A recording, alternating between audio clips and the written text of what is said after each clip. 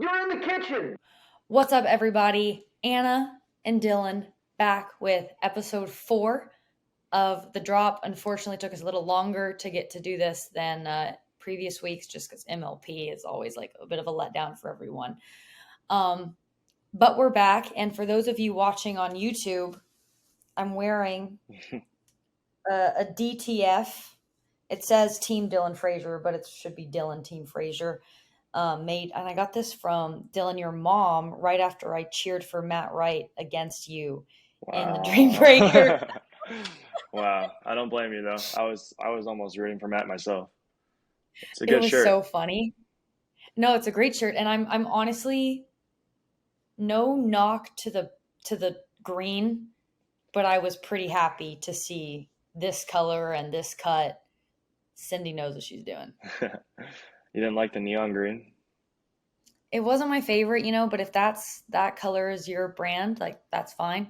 I respect it, but you might want to branch out a little bit. Red's good. Red screams Dylan. All right, let's get it going. Dylan, talk about BLQK to the championship match. What went well? Why'd you guys just fall short? Or first of all, tell me, what was the difference this event? I know obviously you probably say Maggie, but just anything else? No, I think Maggie had a large part to do with it. I think the last MLP we were all thinking like, man, if because we missed the playoffs just by literally 2 points, came down to a point to points, and we missed it by 2 points. And we're like, man, if we had Maggie, like we definitely at least get a couple more points and probably win a couple more of our matches. So we were feeling pretty good about having Maggie on the squad, and it went well all the way up until the final where we fell a little bit short. I think our team was a little frustrated because we had played our semifinal match at 11 o'clock, finished around 12:30 or 1, ran back to the house we were all staying at, got something to eat and showered, and then it was time to turn around and go play in the championship match again. So we felt like I think mentally we were all not quite 100% there. Not that we would have won if we were, but maybe we would have. Who knows? So that was a little frustrating, just not having a lot of time between the semifinal match and final match. But the Pioneers are tough. They've got a good team. Obviously, Ben's going to go out there and he's usually going to give you 2 games, and got to find a way to win their others or maybe take one off Ben. Yeah, I never thought about that. But you guys really had no turnaround time. And I feel like that's a problem. Someone else was talking about how I think Heyshay on Twitter, who is so relevant and who I feel like I mention all the time, was like it wasn't even like an evening match. There wasn't a lot of hype and build up. And I know part of that had to do with I think Rachel Summers on the Bay Area Breakers needed to play on Saturday. But still a problem. You know what I think the big difference maker was, Dylan, for your team? What's that? Not Maggie Brosh's return, but Federico Staxrud putting you on the right. Yeah, that was the difference too. I think what did we win, 2 men's matches and lost 3 though. So I don't know. I thought it was a good play, but I think we did better. I think we did better last time, the other way around. So are you saying that are you and Federico fighting for the left or are you guys fighting for the right? That's a good question. No, I think I think we both just, or it was funny because it was actually Richie's idea, the team owner for the Bears, is like, every time I watch pickleball, Federico's playing on the left with Pablo and you're playing on the right with J Dub. Like, don't you guys think it makes sense for you to keep it that way going into MLP? And we're like, yeah, we could give it a try, maybe see how it goes. And then we did some rec games with it. Federico was an absolute dink machine in our practice games playing together. You can ask James all about that. Um, He just looked at me like that guy sucks. I ate that guy up. but yeah, we were feeling pretty good with him on the left, me on the right. We're both a little more experienced on those sides, at least in recent months. So it was good. Could have been better. We should have performed better in men's, but I think the matchup was the right choice. Yeah, interesting. So we'll see what happens in San Clemente. Andrew was also talking to me about this, that, you guys should probably play those sides. She was talking about that a while ago. I thought you played great. I thought it was interesting. I've never really seen you play the right like that, like kind of take over a little bit, like inserting yourself. So I thought that was interesting. My next question, is Richie a genius or is he just lucky? Man, I think I don't know. He might be a genius given his record in MLP and like because his he has part ownership in the Bay Area Breakers. Like that's his minor league team, and they've won twice now. We all know that the OQK Right. is a dynasty, so I think there's I don't know. It's a method to his madness, but he picks them well. That's for sure. All right. Is Irina that good or is she lucky? I think I think Irene making it to the finals is Well, Irina's been on BLQK twice, so I guess it's kind of like yeah. I think Irene they go together. I think Irina making it to the finals as often as she has is a little bit of a fluke. I think she does play better in MLP format, kind of similar to Rafa, but I wasn't too surprised to see that the Mad Drops didn't make it there again. But they were also playing without They were down Thomas, Thomas. So. and they made it to the But yeah, I semifinals mean, still. So I think that's actually they a good did. performance for them. It's a great performance for them, no doubt. I mean, I think similar to you, I think Irina's really good, but she has definitely been in the right place at the right time, like being on Ben's team um, the first go around, and then being on a team where Richie, very smart or lucky, don't know which, drafted Paris, and that completely changes the whole team. Yeah. But yeah, she's no doubt a stud. Plays great at MLP. A little bit about my recap, even though my team did not do as well as Dylan's. We were in the quote unquote group of death, is what everyone was calling it, the Hustlers, and had a weird first day. Swept the Night Owls, but didn't really play that great. Lost to the Fives. Ooh, can't lose to that team. I think some of the funniest MLP related content, though, did you see, Dylan? It was like this video of Hayden saying, or it showed Yeah. Tyson saying, like, I don't lose to kids. And then it's like Hayden, I don't lose to old guys. And then it's just Hayden just playing unreal and like just dominating Tyson. I thought it was Yeah. hilarious. So kudos to Big H. Big H was definitely the MVP against the Hustlers and diced me up in singles. I've been talking some trash about the kid. He beat me 8-1, I think.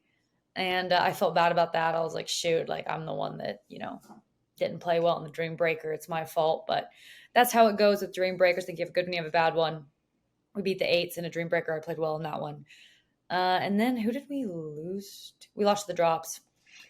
Two Darned teams, Mad two Dog. teams playing with a sub in the quarterfinals. Yes, yeah. So we had Brendan Long come in, and that was funny. So get a call at like 6:30 a.m. and I wake up, but it's like I don't know. It's a call, it's just but my phone is vibrating, and I'm like in that half awake state. I'm like, why isn't my alarm ringing? My alarm should ring. And then it's my GM. GM's got a thick New York accent. He's like, Cap, Tyson's out. Who do you want? He's like, Rafa wants Brendan Long. He won't shut up about it. And I'm like, so I thought about it a little, and I was like, all right, Brendan Long. And yeah, we beat the Hard Eights with him. He played great. We just lost to the Mad Drops. Kind of an unfortunate loss, but it is what it is. Did that go Dream Breaker or no? I can't remember. No, it didn't. We won women's. And a little shout out to Lacey and I. There's this guy on Twitter who's doing a bunch of stats. Mm-hmm. Me and Lacey are the best performing women's team at MLP. In terms of wins or points or what? Record and percentage of points. I think our record is 8-2. The next best is like 6-3, Annalie and Leia. And then he only did teams that played 2 events. But if you include Andrea and Maggie, they would be number 2 with like 4-1. And they did really well. Me and Lacey's point differential is like 56%. And the next, I think like Andrea and Maggie are like 54. And then Annalie and Leia are like 52-ish. Solid. So, homegirl Lacey making me look real smart with the 24th female pick. Thank God I picked her. Yeah, is there anything else you think, Dill, that was pretty noteworthy at MLP results-wise? I mean, I feel like most of the groups are pretty chalk. I was a little surprised to see Florida Smash go 0-3 after their little playoff run last time. Thought they'd at least get. I mean, I definitely was not expecting them to go 0-3. What they make? They made it to the quarterfinals or semifinals of the last MLP. I think they actually made the semis and they lost to the Drops in the semi. Okay, so semifinals to 0-3. No changes made to their team, just different outcome. Yeah, it's kind of, there's a lot of randomness, but their big weakness was they actually played well in mixed. I think that Jesse and Colin were 3-0. I think Georgia and Travis were 2-1, but in gender, I don't know that they won a match of gender doubles. I know Georgia and Jesse went 0-3. I think Travis and Colin probably did too. So we can just go right into the trades. Then that was something I had, of course. What's your take on the trades? So for those who don't know, I feel like maybe you don't know too much about the trade situation, and I don't really feel like I can say too much, but these GMs, like Corey was like, I don't have enough phones. It's like all these GMs are inquiring about players and everything, and it's just like crazy. I feel like there was no changes after the first event, and now it's like a lot of these GMs who have done poorly are just going haywire. Like Team Clean, if they don't change something, they're going to have to win the Challenger League like 3 times to have a chance. They're going to have to be the Bay Area Breakers. Yeah. Come June, come the next season. So some of these teams are like, shoot, we got to do something.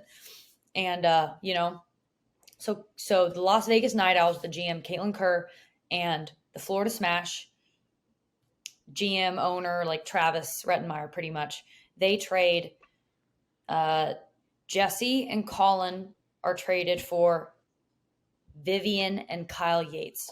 What's your take on the trade, Dylan? I think it's a good trade for the Night Owls. I can see it working out for Florida Smash too. I think, like you said, they're just trying to change things up going into the last event. Like, might as well make something happen and hope for the best. I think that's also part of, like, for a lot of these GMs, like, part of the thrill is like being in charge of their teams and being able to make trades like this and kind of roll the dice, like the wheel and deal a little bit. But yeah, I think roll the dice. Yeah, I think so. Kyle and Vivian with Georgia and Travis. And I imagine they'll keep Georgia and Travis together. Travis and Kyle will play. I think Travis and Kyle will be a better men's doubles team than Travis and Colin. Even though I would say, are you saying Kyle's better than Colin Johns? Is Kyle Yates better than Colin Johns? That's not what I was saying. But I think he and Travis are a better match for each other. They kind of like to play pretty aggressively. Colin kind of plays the opposite. We know that Travis doesn't really believe in the transition zone. Colin obviously lives in the transition zone. So I think maybe that Travis doesn't believe that's no man's land. That is no man's land. Yeah. I think it's interesting. I feel like Colin's system gets a little messed up when he doesn't play with Ben. He is so perfectly suited to defend like his 20% of the court, but when he's got to cover like 35, 40, I feel like sometimes he runs into some issues, or like Travis's dink quality isn't as high as Ben's as well. Like that's also a thing. I think I saw a lot of people saying that on social media groups that they thought that the Night Owls like won this trade, getting Jesse and Colin, because obviously Declan and Colin, great friends, hang out all the time. Like they're playing Red Rock together next week. You got to expect they're going to be one of those top men's teams, or they should be. And then I feel like a lot of people don't realize how good Vivian is in the right role. Jesse's obviously really good on both sides, but Vivian in Georgia is a lot scarier to me than Jesse in Georgia, for sure. Because Georgia, like the end of last year, was a complete freight train. She was dominating women's doubles. She handed me a couple L's like so fast I couldn't even react. And her and Viv, lethal combination. They're comfortable with each other. So I think her and Viv, Georgia's playing well. Georgia's playing free because Georgia plays her best when she's like taking over the court. And Viv is going to let her do that. And Jesse is not one to really allow that. So I think this is a win-win for both teams, honestly. Okay, second trade that's occurred. I'm sure there are more trades coming. I think poor Richie hates that he's not really in a position to make trades, because we all know that last year Richie had his 2 teams. He had BLQK. They kept winning. He can't touch them. So he just destroyed the Jackrabbits. He just gave away everyone. By the last event, there was no one still standing except Adam Stone, who didn't even play the first 2. So it's basically still a new team. But Richie has been making calls, but I don't think anything is really gonna come to fruition because you guys have Andrea keeping him in his place. But Richie's making some calls. Even on Twitter, I think Hey Shay's like, more trades, please, except for BLQK.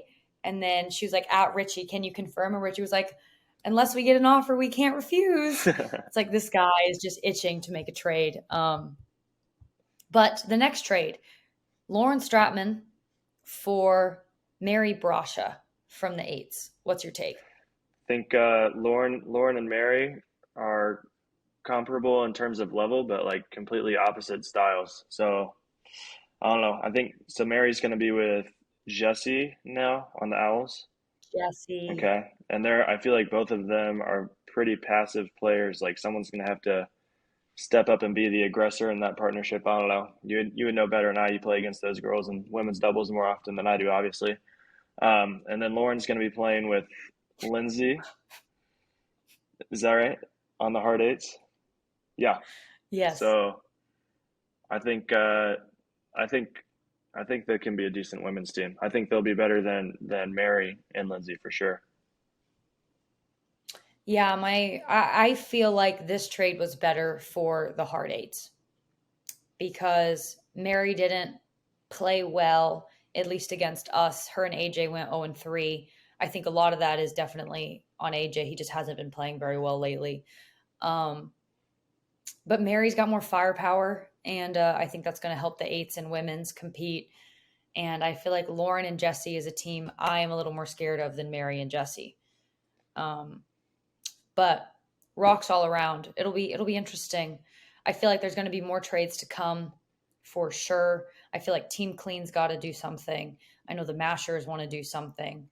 I feel like there's some, J-Dub said to me, he was like, trade Lacey. And I was like, you think I'm getting rid of my girl Lace? Yeah. Like, come on now.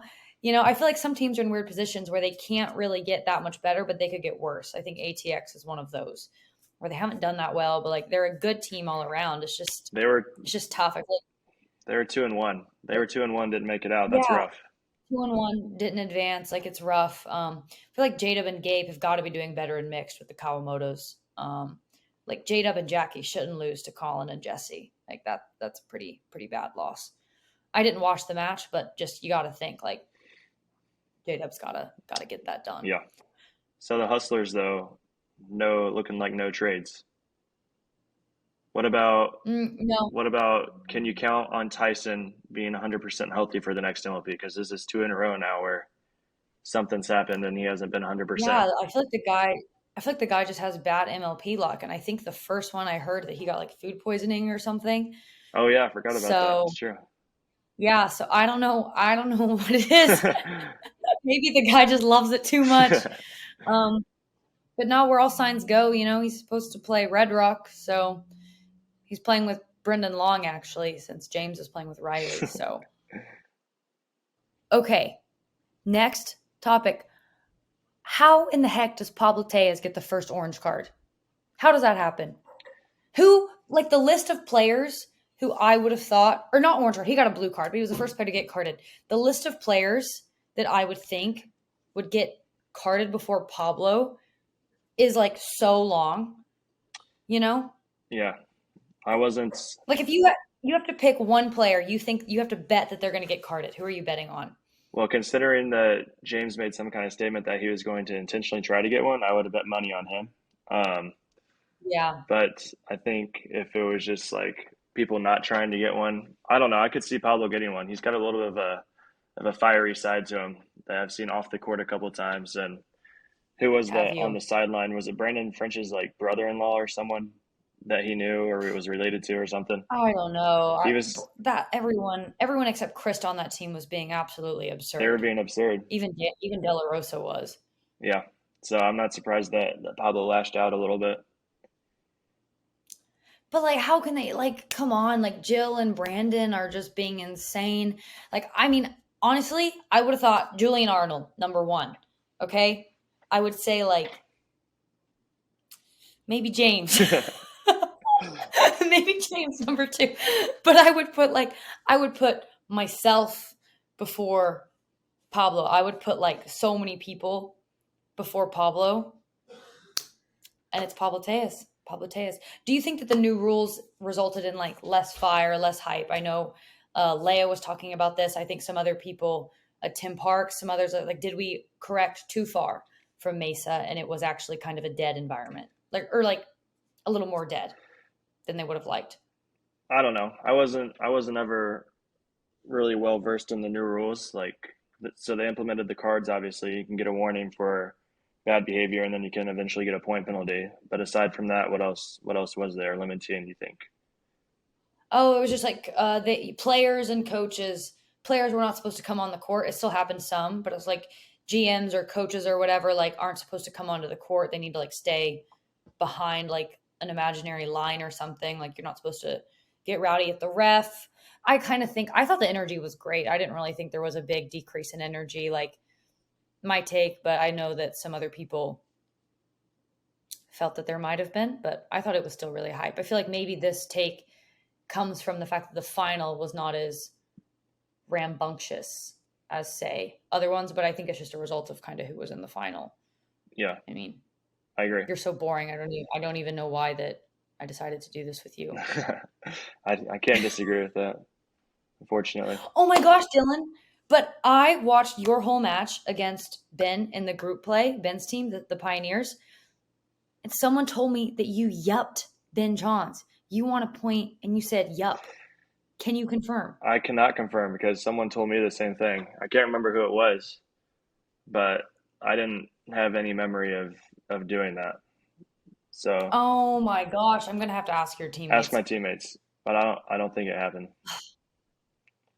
How did you just dominate Ben in that Dream Breaker? 9-3. Insane. Yeah, it was a little windy out there, so conditions were tough. You know, anything can happen in just four short points, and you go for the serve, you go for a big pass. I felt like I was kind of playing like the female against a guy out there. You just go for it, and worked out.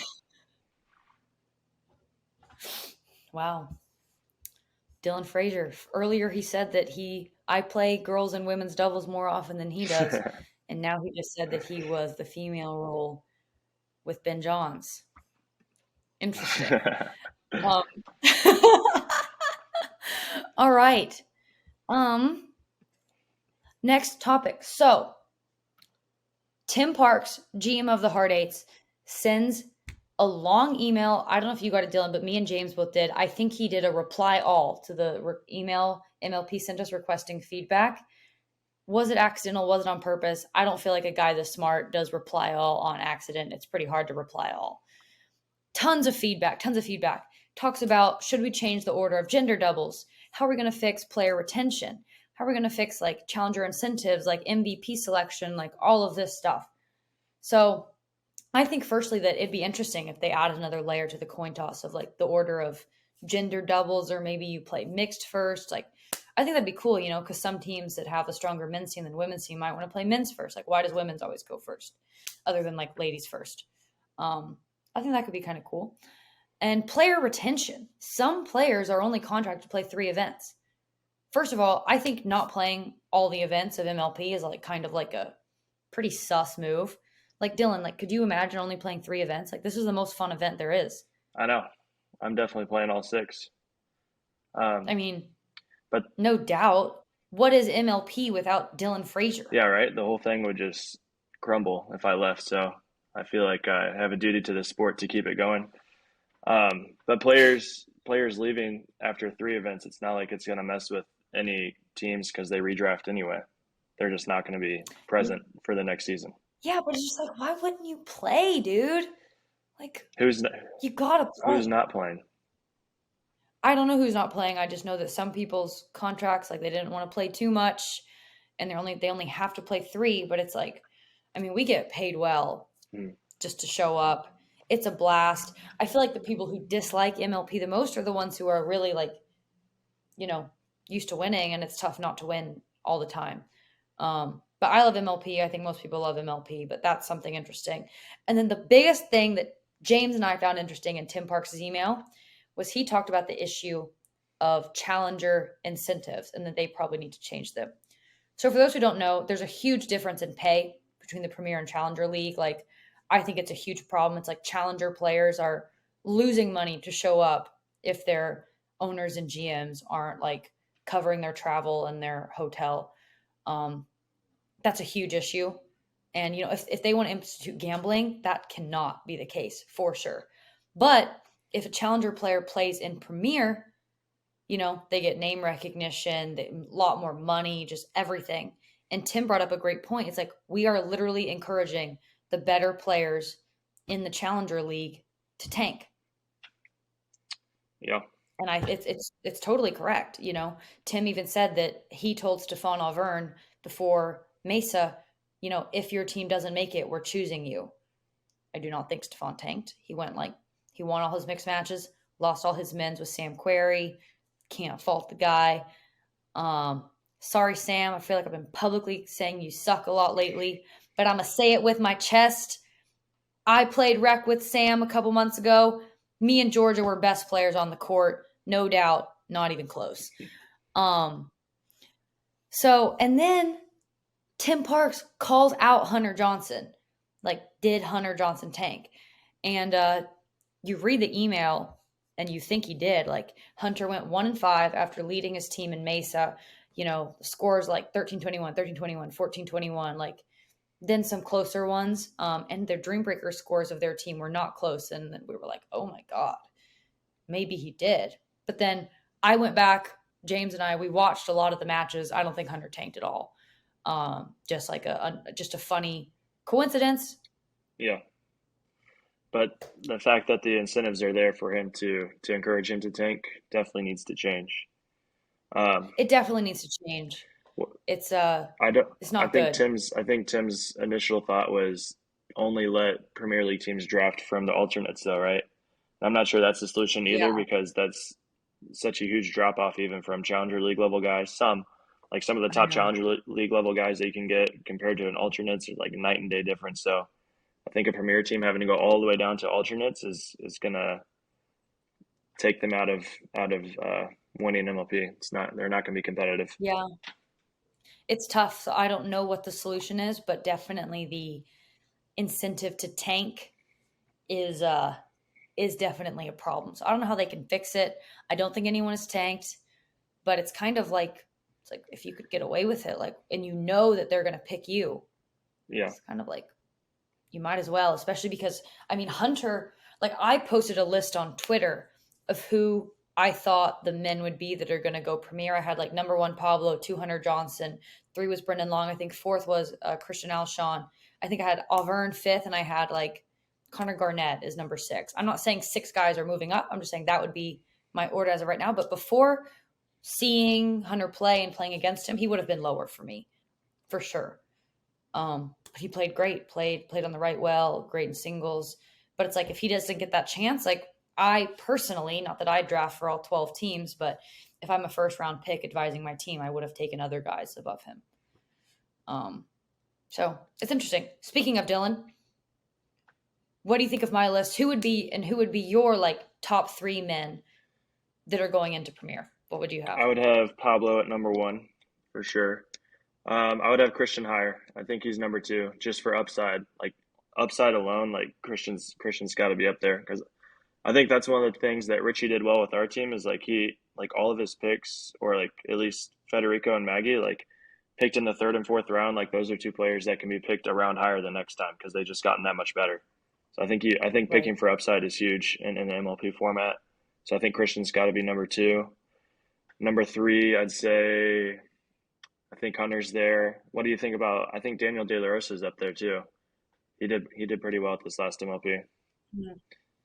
I'd have to watch him. Just having played, I played against De La Rosa in Columbus, which was a while ago, but I wasn't too impressed. But that was a while ago. I'd have to watch him more. But the singles is not great at all, and I feel like that it's more important for men to be able to play good singles than women, just because they go first. Yeah, would be my take. So interesting about De La Rosa. I wouldn't have thought of him. Rob Nunnery actually texted James and was like, "No respect from AB." And I was like, "Bro, like, sorry, but okay, interesting." I think about Alshon. The issue is that I watched a lot of the Challenger League in order to be educated about this podcast, and I just find it super interesting. And I just found Christian so like unimpressive, honestly. Like I thought I texted you. I watched back the men's final against Brandon French and De La Rosa, and it was like I counted the number of balls Christian dinked until he either hit an error, the worst dink you've seen in your life, or like a dumb speed up that got shut down. And the numbers were literally like 3-1, 3-1, 2-5. And at the end of the fifth, he hit a dink so bad, like Brandon almost bagged Pablo and he just screamed. So I was just like, oh my God, like this guy's been playing for a while and he still can't dink. Or he's like trying to hit Ernie's from his laces. And so and then it's like, he's going to have to play the right, because he's not going in like the first round or the second. I mean, maybe he goes second round. There's time and he's not in school anymore, but I'm like, I was really not impressed. They had a stat from the last MLP that was like, I can't remember what they called it, but it was like Dink Tolerance, and it was like number of balls hit before speeding up. And I was actually a little surprised by how high it was, because I think like the first or like the fewest numbers of balls hit before speeding up was like 10. But based off what you just said about Christian, he'd be like around 3 or 4. At least in that match, like the guy's dink tolerance was literally 3 in that men's match. It's like if you can make Christian hit 3 dinks, he's gonna hit a pop up. He didn't really miss. It's mostly pop ups or like really dumb speed ups that the guy in front just has to handle. So that made me move him down. I'm gonna be honest. Do you think part of his low dink tolerance was because he felt he was a lot better than everybody else on the court and he didn't really have to work the point to like dink a lot, like he could just speed up whenever he wanted to, kind of willy-nilly and get away with it, or you think he was just actually feeling pressure and making bad choices? I think it's mostly just bad choices, but he probably also does think that. Okay, what about women? I know you're probably not too familiar. I am more familiar with the men's game than you are with the women's game. Is that misogynistic, Dylan? No, that's just a fact. I think Does that mean I like men more than you like women? No, I think it means that you study pickleball more than I do. Maybe. All right. Okay, so do you have any thoughts on women who you think will move up? I was thinking Jill Braverman for sure, and I'm excited. I'm like really hopeful that she makes it into the Premier League because she's just so entertaining to watch. And I know a lot of the other women in the Premier League dislike playing against her just because of how dramatic she is on the court and some of the antics. Her antics are crazy. So I'm excited and hopeful that she moves up to Premier League. I think Ewa, I'm not sure how to say her last name, on the Breakers. Radikowska. Yeah. Mm-hmm. I haven't watched her play actually, but everything I've heard about her is that she's really good, like solid, and could be like a borderline premier player. So maybe her. And then Bobby Oshiro, I think she's a little up and down at times, but I feel like for the most part she could probably play in Premier. Yeah, I would say my thoughts for women, other than the women you mentioned, Bobby can be a little up and down. I've seen Bobby at her best. I've seen Bobby at her worst. But in mix, she's great. She'd be a great like number 2 mix player for sure. I think that this name never would have come to mind, but going over some of the stats, Emily Ackerman is actually one of the top performing females in Challenger as far as like percentage of points won and everything. And I've played against Emily, and when I played against her, I thought she was pretty similar to me, and so I'll have to watch her a little more closely. She's super fiery, though. So no wonder you think she's really good. No wonder you think she's really good. Yeah, right? She plays like me. She's got to be. Mm-hmm. Come on, like aggressive rolls on both sides. But I have to watch her more. But I figured I should shout her out. And my worry about Eva and Jill is the same. Like, only play the left. Jill will tell people I only play the left side, like other women, And so that's a little bit of a concern because for both of them, just because they need to play the right in mix, I've never seen Eva play the right. Unless there's a lefty on the team, but I still feel like at least Eva, like too raw, like a little raw all around. And I think Rachel Summers does a lot of the heavy lifting for that team and doesn't get as much credit as I think she deserves. Bobby, I think Tyra's a big upside pick. Um, yeah, those would be my women. Okay, tougher question. Who is your first out male and female of Premier? I told Dylan, I was like, you need to think of one. I was like, not trying to drag too many people, but you got to think of one male and one female. Okay, I did my homework. I'm prepared. I think on the guy's side, as much as I like the kid, it's got to be Gabe Tardio. Even though he has one of the greatest scorpions the game has ever seen, just think he's borderline Premier League player. He's at risk for dropping down to challenger. I think on the female side, just based off of how our match went against this team and how she performed, I would say Yana. Like she was not too sharp in our match, and I've seen Yana play really well though, so that's why I don't know. I think, but in our match she was down for sure. So I think she's on the cusp and could go down. Okay, so for men, I would also say Gabe is my first out. Love Gabe, love him, but has not. I mean, he played great in the Dream Breaker against Julian. He did, but he's got to be getting more wins. He's got to be doing better with Jade Kawamoto. I hope he steps it up in this third event. You know, Big H, I would have said Big H was my first out after Mesa, no doubt. I think pretty much everyone would have said that. But he played so well, it's like, shoot, Big H might be sticking around. Yeah. You know, with the level he brought. It was insane. You know, he is playing mixed with Annalise. So there's a little bit of an asterisk there. But in men's, he played unreal. You know, he was trash talking everyone, you know, mini Jeff Warnick. Very mini, though. And I would say for women, I haven't watched too much of Team Clean play. But Yana definitely has a range and level. But the top of her range is so freaking scary. It's insane. So my first out woman is going to be Lena, actually, on Team Clean. Okay. I just think Lena is not a good dinker. Fast hands, very long, heavy hands, but I feel like she just really struggles with dinking. Yeah. Is my take, and I think that's just a problem. I will say I have to throw in there for Gabe just to give him a little bit of a good note. He is in Julie Johnson's training academy currently, and so I think him stepping up to the plate, kind of like Big H did this past MLP, is not out of the picture. I think Gabe is in control of his own destiny right now. If he listens to Julie, works a little bit harder, I think he can stay in Premier. I mean, maybe that's the difference maker why you played so well and why BLQK did so well, because you were in Julie Johnson's training academy. I was in Julie Johnson's training academy, and I think it paid dividends for BLQK. It probably did. Shoot, Gabe, we love you. We think you can do it. Just gotta, keep listening to Julie. It's the only way. Let me ask you. The only way. Ask me. If you were Team Clean, what move do you try to make? Because we both just mentioned the girls as possibly moving down to Challenger League, so I'm not sure you have too many options there if you're Team Queen.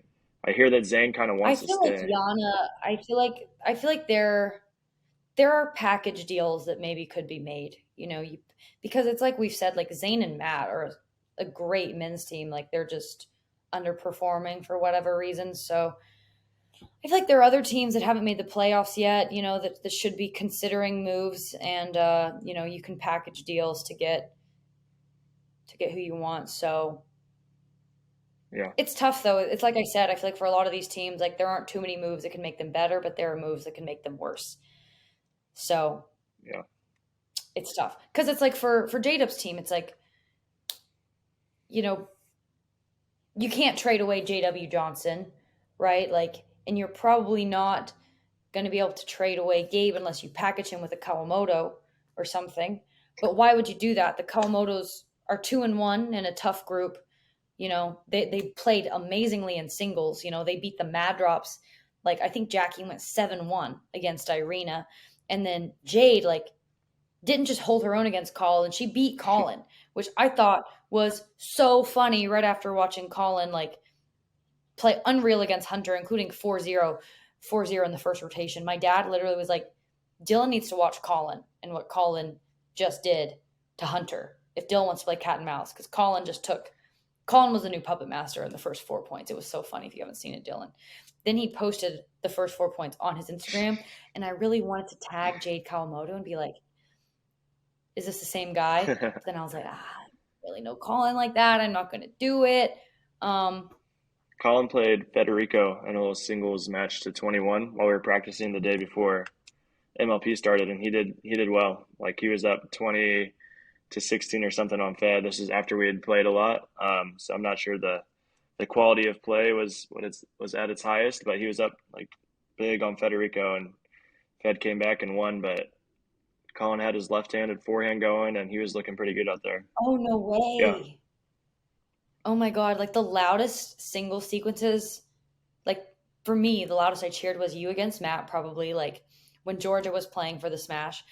And then also when Colin was playing Hunter, like it's so loud in there. I don't know if anyone could hear me, but I was screaming like, we haven't even seen the lefty forehand yet. Like, just getting so rowdy. I was like, he's on a string. He's on a string.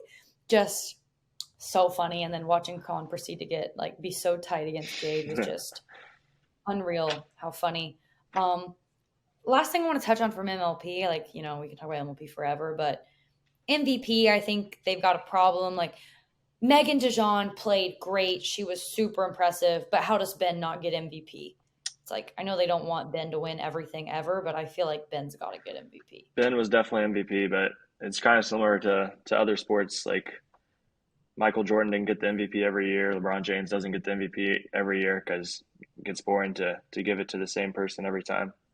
Got to change it up a little bit, but I agree. But then they gave it to Eva Radzikowska twice. Did they? She got it this past time too? She got it twice. Oh, wow. Okay. Which makes no sense. It's like you could give it to anyone on that team. Honestly, like they've won twice now. And you're going to give it to the same person? Yeah, boring. Yeah, boring. And I bet she felt bad for even getting it. Like I would feel bad if that was like the case. And, we say hypothetically, you win twice and like they give it to you the second time again. I'd be like, oh shoot, like sorry guys, like I didn't ask for this. I hope that's how James felt when he got it the first time, because Lord knows he didn't deserve it, other than for being nice to the ref after the football call. All right, we're done with MLP. We're done. Next events in June. If there are more trades, we'll report on them and give our thoughts. But today, Federico Stackford tweeted, Dylan Fraser is the most underrated player in pickleball. I retweeted it. I agree. Maybe. Maggie Brasha comes to mind. You mentioned Maggie Brasha. I think, yeah, you're right. Jay's probably a little underrated. I think you also said Diescu. I think Diescu's total stud. Like Schneeman, the Schneeminator. But Dylan, that's why I'm wearing Team Dylan Fraser's shirt. I think you're the most underrated dude. Ben Johns agreed with it. Ben Johns agreed in the comments. Ben said something along the lines of, let's see, shoot, do I have it pulled up? I don't. He was like, he certainly doesn't get enough credit for all the roles he plays. Are you the most underrated player in pickleball? Well, I appreciate that. It's funny though, because like these past 2 years that I've been playing, at the end of each year, I've gotten an award for most improved player 2 years in a row. I don't know. I think. Well, how badly did you suck at the beginning of that first year? Pretty badly. I wasn't that good. First year I think was like, yeah, I should have gotten it. And then the second year is like, I don't know. I think there are other people that should have gotten this over me. But yeah, I don't know. I don't really hear what a lot of people are saying out there about me, because they don't say it to me. So I couldn't say if I'm underrated or overrated or what. I feel like you're underrated for sure. Like, I feel like we've talked about this when you and J-Dub play now against like the best teams, most of the balls go to J-Dub. And just not saying you're better than J-Dub per se, but it's just like he is less dangerous. Like you are so dangerous. And like I said last week, I think you're very underrated in mixed too. I think Federico was also underrated.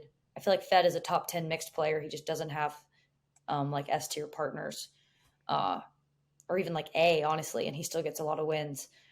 You know better than anyone how good Federico is at mixed, better than literally anyone. Can't beat the guy. Anytime we practice mixed and it's Dylan and Fed talks so much trash. He's like, I own this guy. I own this guy in mixed. I own this guy. I can't lose. And, you know, Betty's right. But I think Fed's underrated in mixed. I feel like Diescu, just because he doesn't play PPAs, and so we don't get to see him. Maggie, I've thought Maggie's very underrated for a while. But when she's like all there locked in, she is a total stud. Yeah, she played really well at MLP. That's for sure. Yeah. I honestly thought she bailed Andrea out a lot. Yeah, I mean, she did. She kind of just stays at the line and holds her ground. Like she doesn't really back up too quickly. She'll just dig a lot of balls out from like a couple steps off the kitchen line. She did the same when we were Yeah, she playing. does these cute little hops Yeah, when it might be coming. And then she's just all back. And both her and Mary, like the way they move is so funny. Like it doesn't look that athletic, but they're obviously very athletic. But it's just kind of loose and like it's just kind of funky. I do think their overheads are pretty bad though, but everything else is really good. But when I play singles against Mary, I'm throwing up that lob a lot. I'm like, all right, I'd rather give you an overhead than a high forehand for sure. All right. Or next thing, the Pickleball Slam is happening this week. I know the kitchen is the primary media sponsor, and obviously we are all in on the kitchen. Love Jared, love Jason, love the whole crew. But why Michael Chang and John McEnroe and Andre Agassi and Andy Roddick playing a doubles match for $1 million? Just like why? Just a few days ago, John McEnroe said pickleball is like a poor man's arena football.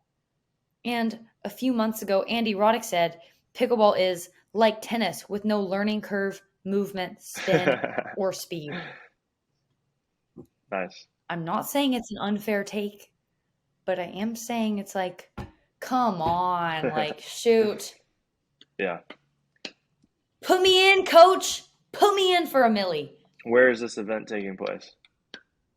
It's taking place like right near where I am, like in the I think it's at the Hard Rock. Oh, really? In Miami or Fort Lauderdale. Are you going to go? But are you going to be a spectator? Well, funny story. I definitely could be if I wanted to be, but so two of these tennis pros wanted to practice pickleball here, and someone from MLP reached out to James and was like, do you want to play? Like they want to practice. And James was like, yeah, if Anna can play. And then it's like, MLP dude is like, okay, it'll be you and Diescu. And James is like, wait, what? Like, what about Anna? I only want to do it if Anna can play. Then he's like, wait, let me get back. He's like, okay, Anna can come, but she may just have to like sit around and wait and just hang out. And then I was just like, that is so insulting. Like, I am better than these guys. I'm not just going to go sit. And so then James like, okay, yeah, I'm not doing it then. I'm only doing it if Anna can play. So James is such a sweetie to me.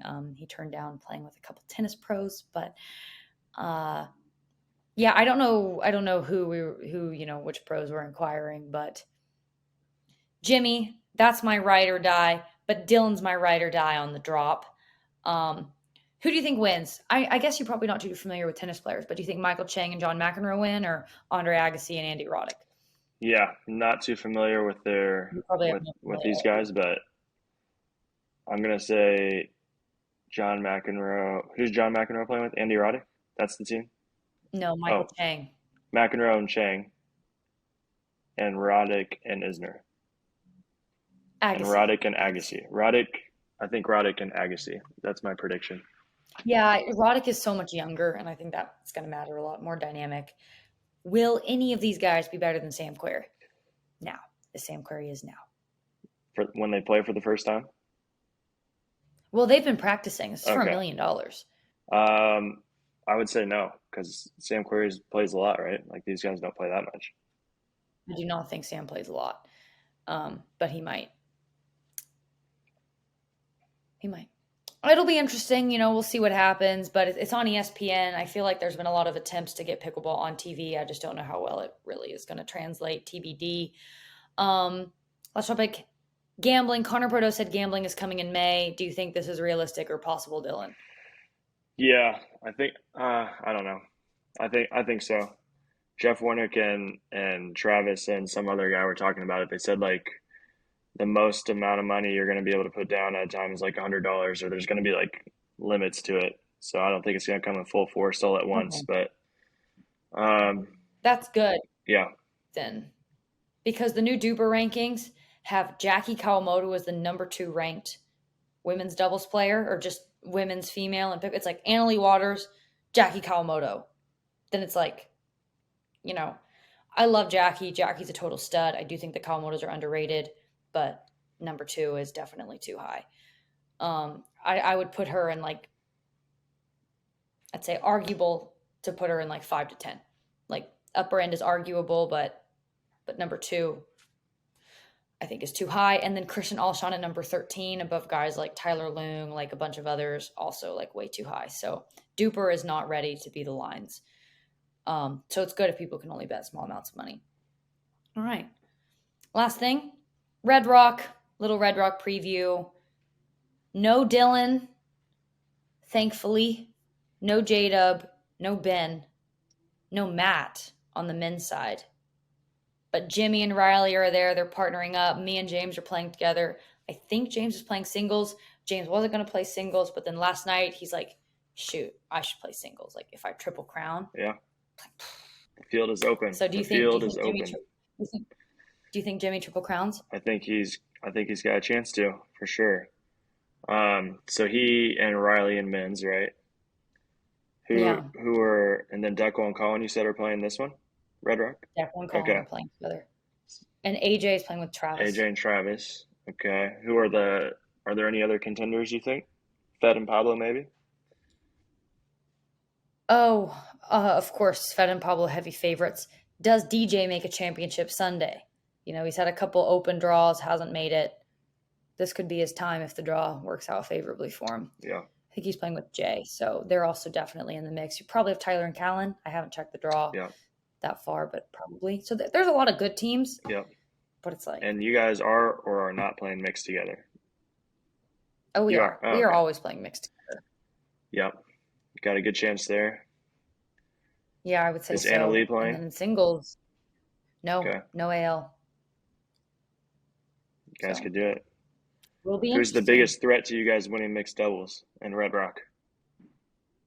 We did get smoked by Catherine and Tyson last time, so I'd say them. And then Andrea and Riley are playing together, but I am not too afraid of Andrea in mixed because I feel like her dinks are a little lofty. And and she also like pulls the trigger a lot, and that doesn't work against Big Papa Jimmy. Oh no. Are you playing singles? What? I said, oh no. That's a no-go zone. I'm not playing singles. I'm done with that. It's not worth it. Hurts my knees, hurts my brain. The amount of training to get as good as like Salome and Paris and Leia and Catherine, and then there's like Annalie above the rest is just so much. I'm not athletic enough.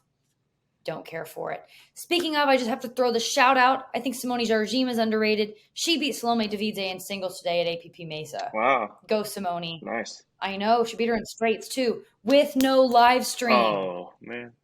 With no live stream, and Simone still did it. She still did it. You think she was disadvantaged for not having a live stream? Oh, a huge disadvantage. Okay. Huge.